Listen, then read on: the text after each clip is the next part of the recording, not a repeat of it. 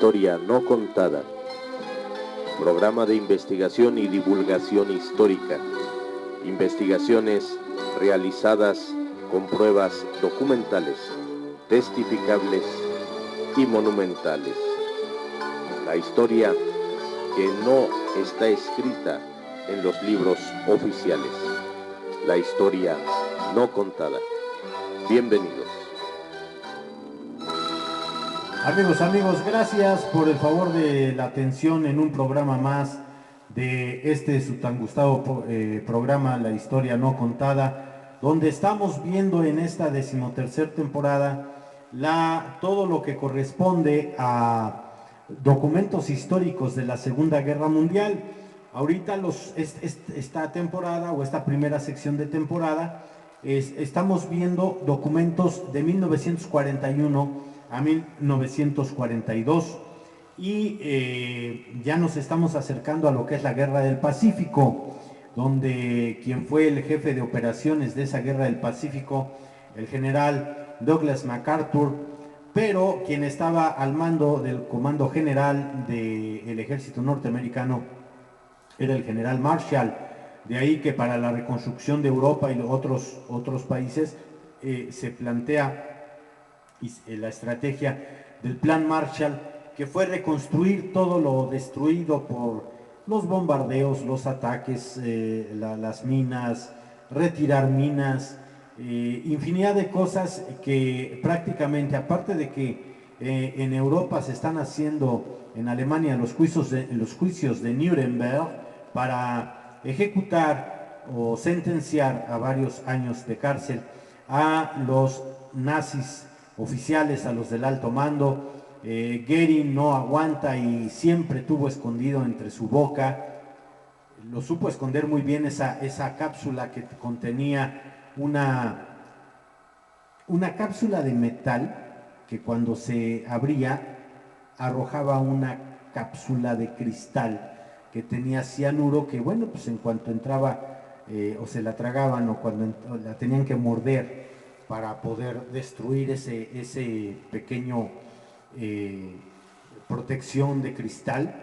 Digo, ya si se cortaban o no, pues iban a morir, ya no les interesaba mucho. Bueno, pues en la cárcel, cuando en su celda, pues él allá, cuando van ya a alguna manera a sentencia, él se les adelanta, muerde esa cápsula de cianuro y se muere. Aunque lo revisaron muy bien, pues él decían que se lo había guardado pues en partes íntimas del cuerpo, que se lo había guardado, lo había mantenido en la boca y debajo de la lengua.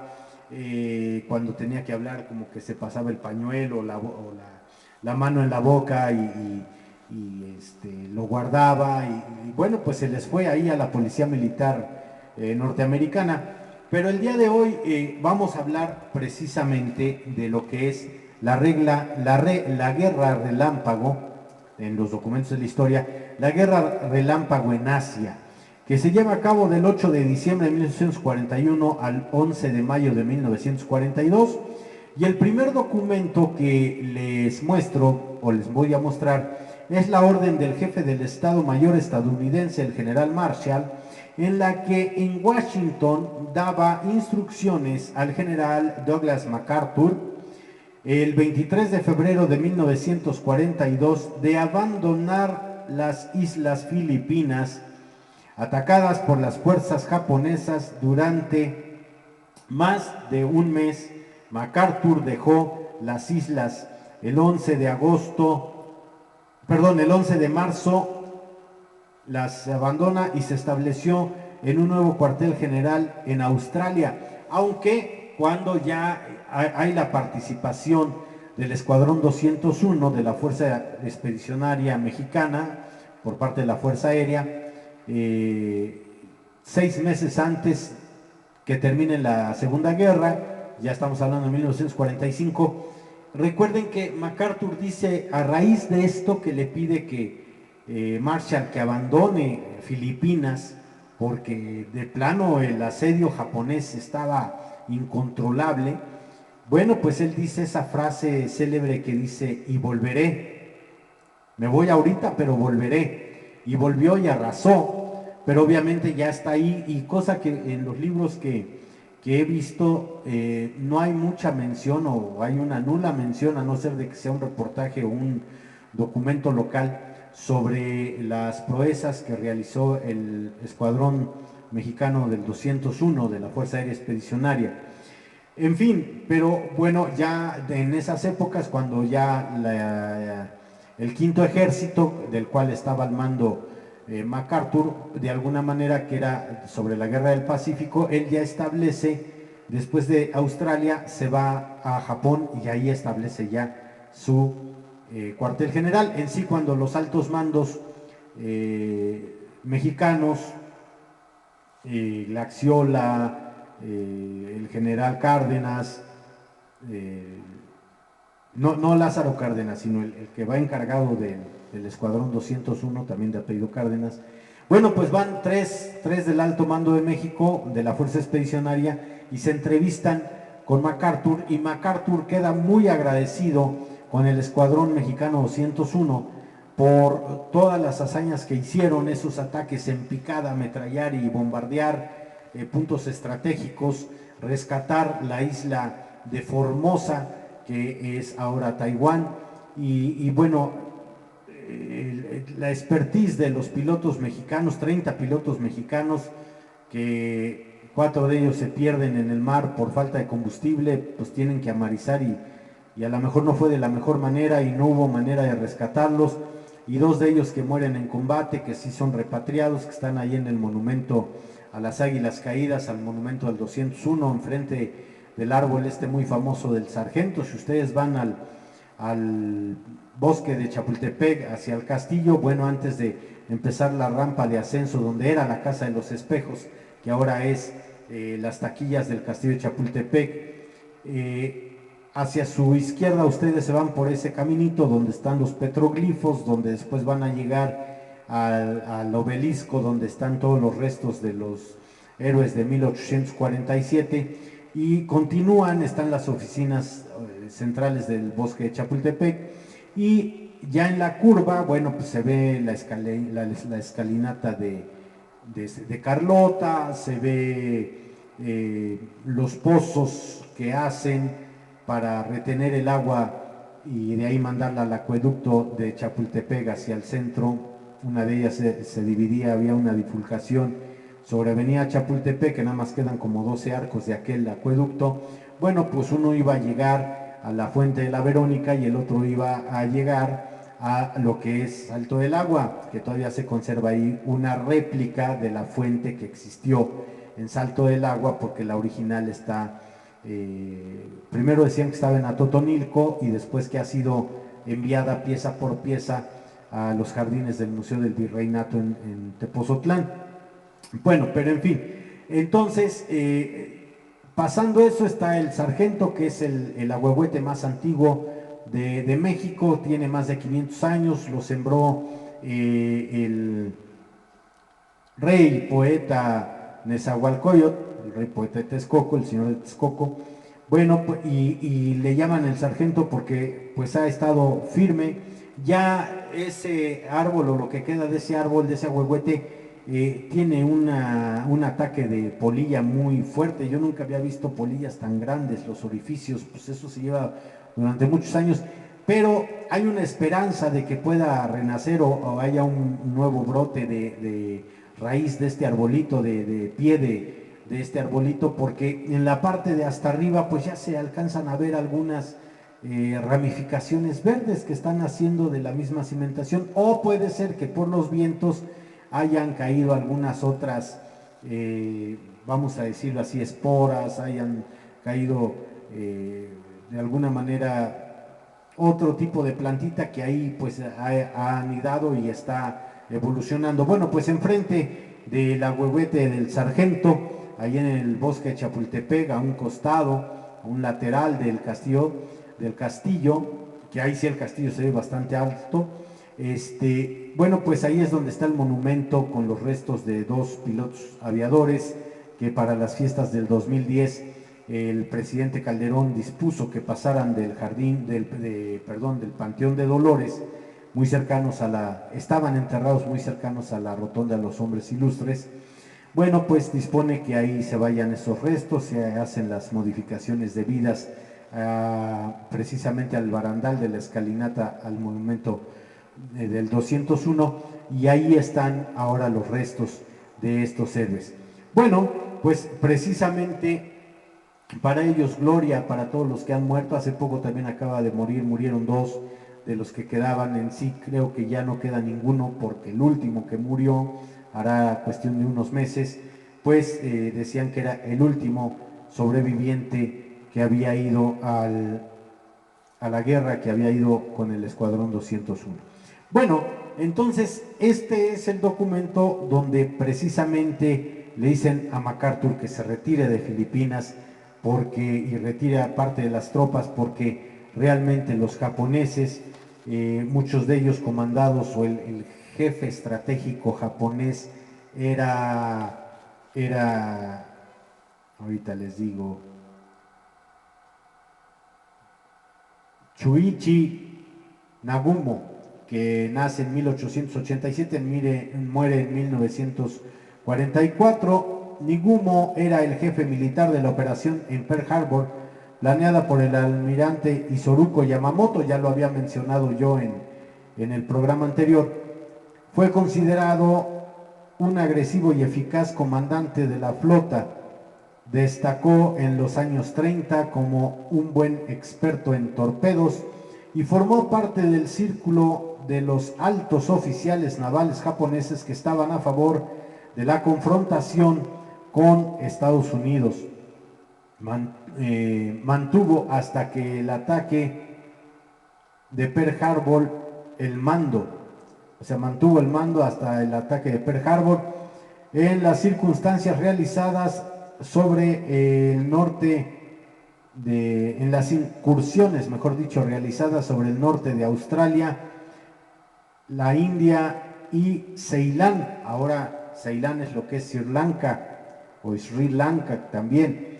En la batalla de Midway, en la que la derrota sacó a la luz sus limitaciones en el mando de la Fuerza Aérea Naval. Fue entonces relevado del mando y enviado a Japón. Después, en 1944 fue de nuevo enviado a las Islas Marianas. Se suicidó en julio de 1944 durante la invasión norteamericana a Saipán. Y bueno, pues este Nagumo, de apellido, pues era precisamente uno de los que ejercieron su poderío, su estrategia, su liderazgo para poder correr a MacArthur de las Filipinas, pero volvió. Y bueno, dice código secreto, tiene algunas correcciones, pero este es el documento que le manda el general Marshall al general Douglas MacArthur, donde le explica precisamente la situación y que por muchas cuestiones de seguridad tenía que marcharse de ahí. Recuerden que los generales ya siempre en estado de guerra son los que deben de estar más protegidos, porque son los que ya están mandando no un batallón, no una tropa, no un piquete de soldados, están ya moviendo fuerzas grandes. Y dice aquí como regradado, o sea, con un nuevo grado, una nueva clasificación a partir del 15 de noviembre del 49, y vienen los códigos de este documento.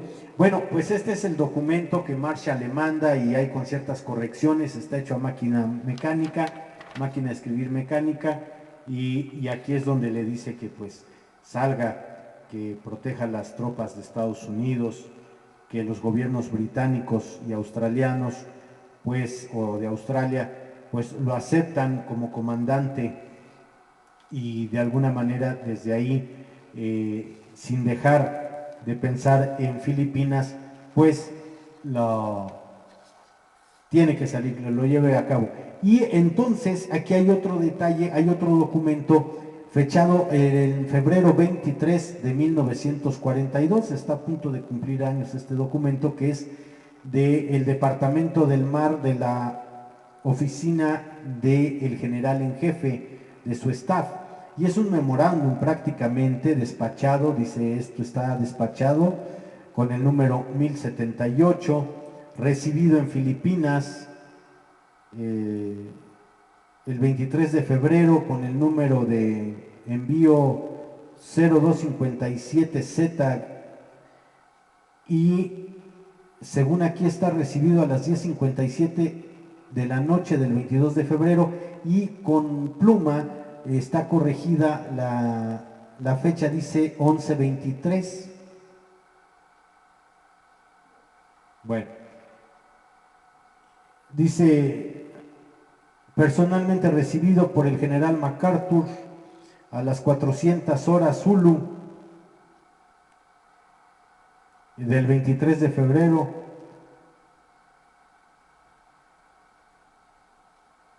a la medianoche del 22 al 23. Y bueno, precisamente este es el memorándum del Estado, de la Oficina del Estado Mayor, que llega como prácticamente llega como un telegrama, donde precisamente el documento anterior que les enseñé, MacArthur está contestándole al jefe del Estado Mayor que ha recibido las instrucciones y como tal se cumplirán. Estos documentos, insisto, es muy complicado tenerlos, obviamente están en archivos en Estados Unidos, y bueno, estos son facsímiles del original, muchos de ellos están en la biblioteca, en la mayor biblioteca, la Biblioteca General de Washington. El segundo documento es un panfleto japonés, es una propaganda japonesa lanzada el 10 de diciembre de 1941 desde aviones sobre las líneas del Imperio Británico. O sea, ahora los japoneses, con la guerra psicológica, les aventaban panfletos a los británicos, precisamente al norte de Malasia. 2 meses más tarde, 70,000 soldados aliados se van a rendir en Singapur, porque de verdad la fuerza japonesa, en muchas películas gringas sobre todo, se ha querido aminorar la potencia y la fuerza de ataque y de fuego que tenía Japón, y era pues para sacar a los japoneses, a los estadounidenses, y sacar a los británicos era pesado. Y dice: para los soldados británicos, recuerden a sus hombres muertos, no más, no más. Y aquí, como los presentan, pues prácticamente presentan pedazos de cuerpos, pedazos de armas, y fue a color, y aventaron muchísimos de estos, los lanzaron desde los aviones, y aquí se los muestro por primera vez, este panfleto, esto que mandaban, para decirles, y vean las imágenes terribles de cómo iban a quedar, que recordaran a sus soldados muertos, y que si valía la pena, que si más. Entonces, bueno, pues los japoneses dicen que en la guerra todo se vale, pues fue su estrategia, y como tal la llevaron a cabo.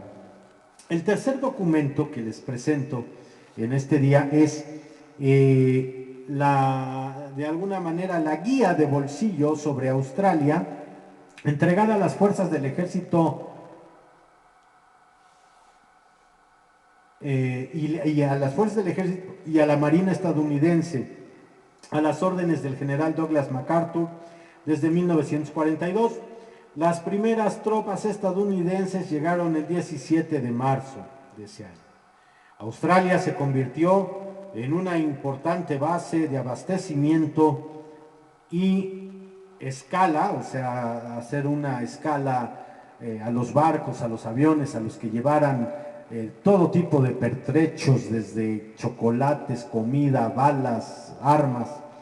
Entonces era una base estratégica de abastecimiento y escala para las operaciones estadounidenses en la zona sur del Pacífico, o del Pacífico Sur. Y dice aquí: pequeña guía de Australia para el ejército y Navy Departments, para el ejército y la marina, los departamentos de ejército y marina, Washington DC. Bueno, y estos lo tenían que leer los soldados precisamente para conocer a los que destacan en Australia. De alguna manera, pues viene el mapa. Fíjense qué interesante, viene el mapa porque pues muchos eran reclutados y muy jóvenes y ni la secundaria o la prepa habían terminado, y bueno, les ubican, les indican precisamente dónde está Australia en el mapa y les explican también, está muy completo, precisamente un poquito de la historia de ese lugar. Aquí están las fechas y se me hace una estrategia bastante interesante para la gente que nunca había estado en esos lugares, que bueno, ciertamente Australia pues es un lugar alejado. Siguen aquí miren, aquí hay un conquistador español por el casco. Entonces sigue la historia, son como 2 hojitas, 4 páginas de historia sobre precisamente Australia. Y después hay una tabla muy interesante que dice Estados Unidos y los australianos, la diferencia en sus alimentos. Y vemos que, por ejemplo, en el pan de caja, los australianos recibían 203 libras cuando los estadounidenses recibían 160 libras. En el té, los estadounidenses recibían la mitad de libra, medio de libra, cuando los británicos, o bueno, los australianos, que estaban bajo el Imperio Británico, recibían 7 libras. De café, los gringos recibían 13 libras y los británicos media libra.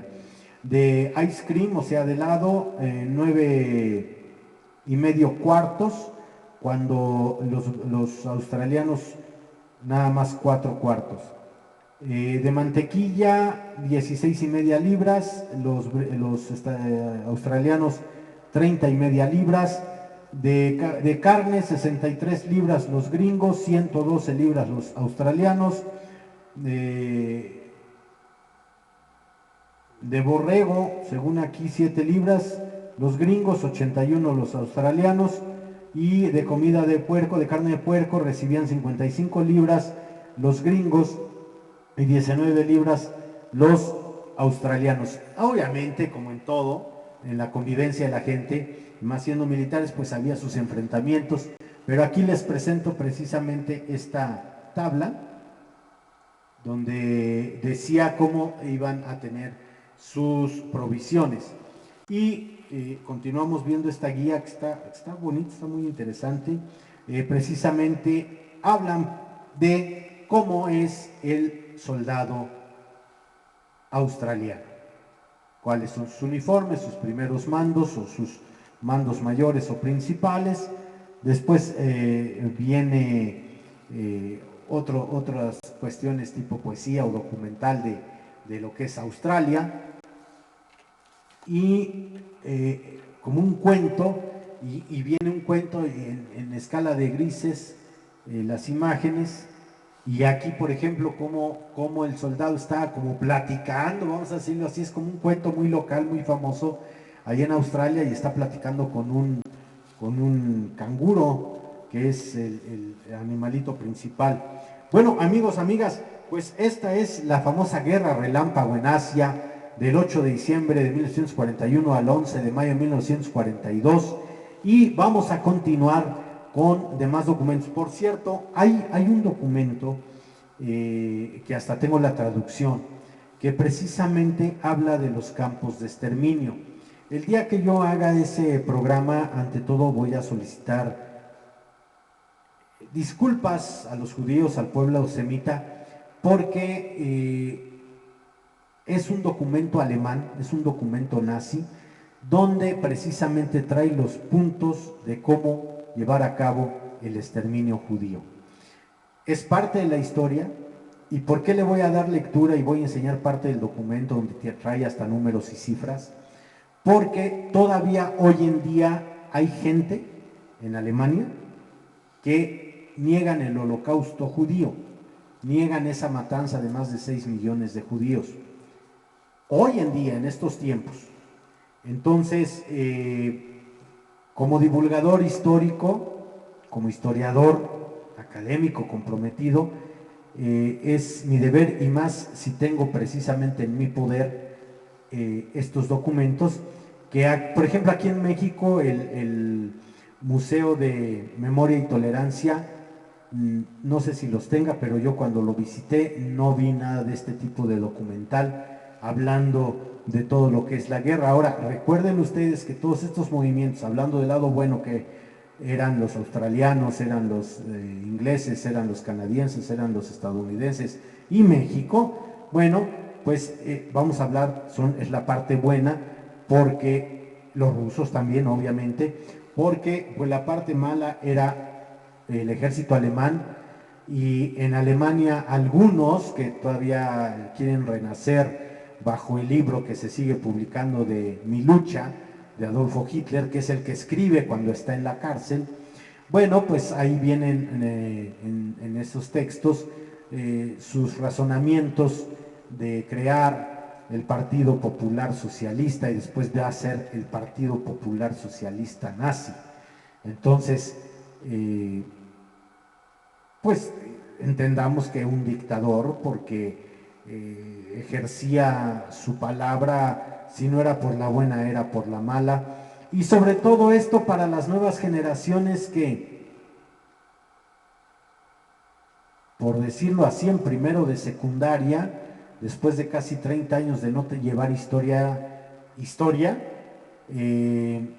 desde el 2018 están llevando de historia en primer año de secundaria conflictos mundiales, que para mí lo mejor era historia de México, y no, historia de México la están viendo hasta tercer año, a ver si y en segundo año de secundaria, bueno, pues se ven lo que es historia universal. Entonces es muy pesado porque ven desde las cuestiones de guerras napoleónicas, ven todos los conflictos bélicos y la historia en sí, en general, en segundo año, que prácticamente en un año escolar no se alcanza a ver todo. Por eso muchos profesores,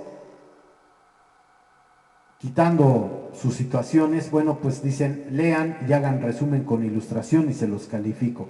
Pero pienso que no es la manera de enseñar la historia. Y estoy convencido de que a mucha gente que he tenido como alumna y a mucha gente que le he asesorado la tesis o he colaborado en la cuestión histórica conforme a las necesidades, la primera pregunta que yo les hago es, ¿te gusta la historia? Y algunos me dicen que no, otros me dicen que sí, porque tuvieron un buen maestro o porque el maestro era un maestro comprometido y que les explicaron la historia de una manera diferente, no tediosa. Y eso sí, depende del docente hacer el estudio de la historia amena, aunque sí es pesada, obviamente, pero como yo se los he dicho a los militares en México, la historia militar mexicana es muy rica, es muy enriquecedora. Claro, ha tenido sus grandes éxitos, ha tenido también sus claros oscuros y otras etapas muy oscuras en la historia militar mexicana, pero desgraciadamente en la formación militar, desde el colegio militar lo estoy diciendo y tengo conocimiento de lo que estoy hablando, pues la historia, ya no de México, sino la historia militar de México, lo que realmente les debe de importar, los hechos de guerra, las acciones de guerra, los partes de guerra, todo el sustento de lo que es el ejército mexicano hoy en día, pues lo desconocen. Y entonces hay veces que les pregunto, no saben muchas cosas, es un error, ojalá se retome esto. Los historiadores de la Secretaría de la Defensa Nacional son historiadores que han estudiado precisamente en la UNAM la licenciatura en historia, después causan alta o estando ya causados alta como miembros del ejército, los mandan a estudiar esta especialización o especialidad en historia, pero hasta ahí queda, y son relegados al archivo histórico, no porque no tenga la importancia el archivo histórico de la Sedena, pero es muchísimo trabajo que están haciendo, como en Europa, digitalizar los documentos para que no se pierdan, porque estos documentos en algún momento, por el paso del tiempo, van a desaparecer, se van a deshacer. Los mismas tintas, los mismos ácidos que manejan, pues de alguna manera el paso del tiempo, si no tienen el cuidado, la temperatura, la luz correspondiente, pues van afectando los documentos.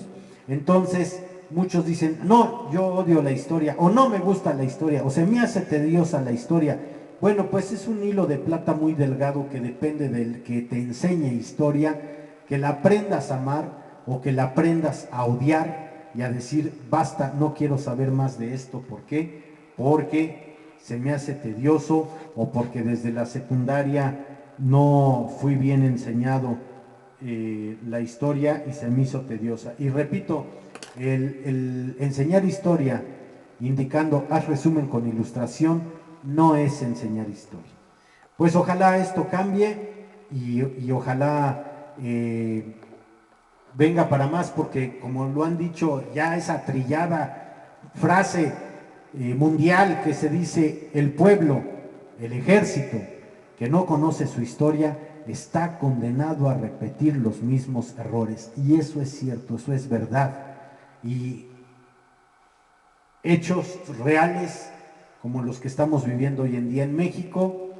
En el primer programa de esta relatoría de documentos históricos de la Segunda Guerra Mundial, primero o segundo programa, les pedí que volvieran a ver el programa 191 de la historia no contada, la carta a México, así se llama, del presidente Adolfo López Mateos, es parte del discurso de la expropiación de la energía eléctrica a las empresas extranjeras, que lo hace, si mal no recuerdo, en 1960.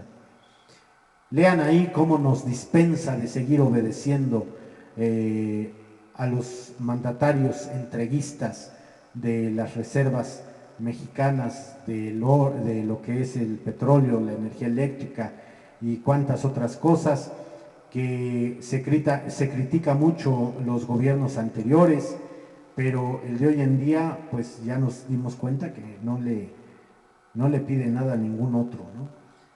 Pero en fin, y como historiador, pues sí sabemos que la historia juzgará al gobierno presente, pero mientras, qué fastidio para todos, ¿no? En fin, amigos, amigas, repito, si les interesa el libro, tiene un precio muy económico en la cuestión, ya que va con gastos de envío, y nos queda nada más a disposición 15 ejemplares. Así que ojalá se animen, y por el favor de su atención, muchísimas gracias, gracias por su like, gracias por ver y por seguirnos en este programa, su programa de la historia no contada. Su amigo Ricardo Trillani se despide, nos vemos en otra entrega sobre documentos históricos de la Segunda Guerra Mundial. Por su tiempo y su atención, muchísimas gracias. Hasta la próxima.